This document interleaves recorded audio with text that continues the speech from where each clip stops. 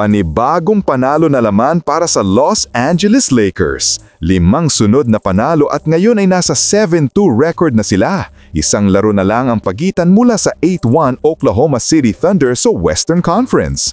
At ang mas nakakabilib dito, ginagawa nila to kahit kulang sa mga bituin, Austin Reeves at LeBron James. Sa laban kontra San Antonio Spurs, pinakita ng Lakers kung gaano kalalim at kalaban ang kanilang roster ngayong season. Final score, 118-116, isang dikdikang laban na muntik pang madula sa huling segundo. Ang eksena, may 1.2 seconds na lang, Lakers lamang ng dalawa, 118-116. Kailangan lang nila mag-inbound para tapusin ang laro, pero nagkamali si Marcus Smart ng apak sa linya sa inbounds pass. Nabalik ang bola sa Spurs at nabigyan ng isa pang tsansa ang San Antonio.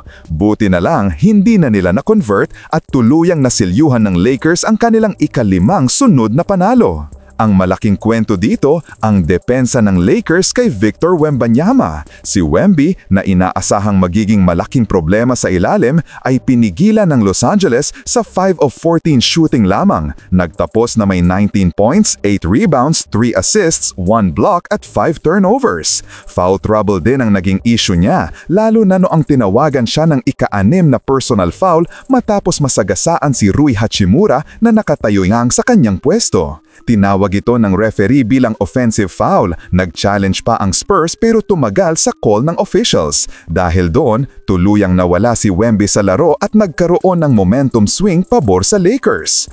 At kung sino pa ang naghatid ng panalo, si Luka Doncic. Bumalik sa lineup at agad nagparamdam. Isang clutch 3-pointer ang nagbigay ng 113-112 lead sa Lakers, may 140 pa sa orasan.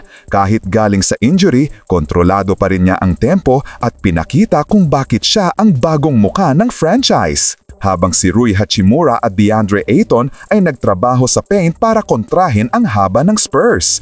Ang kombinasyon ng grit at composure ng team ang dahilan kung bakit kahit kulang, nakakahanap sila ng paraan para manalo. LeBron James, wala pa ring aksyon ngayong season, pero ayon sa mga ulat, target niyang bumalik sa November 18. Ibig sabihin, lahat ng panalong ito ay dumating kahit wala pa si King James. Kung ganito na sila kahusay ngayon, paano pa kaya pagkumpleto na? Ang panalong ito ay patunayan na nagbabago na ang karakter ng Lakers. Hindi na sila umaasa lang sa star power. Ngayon, sistematikong basketball at disiplina ang sandata nila.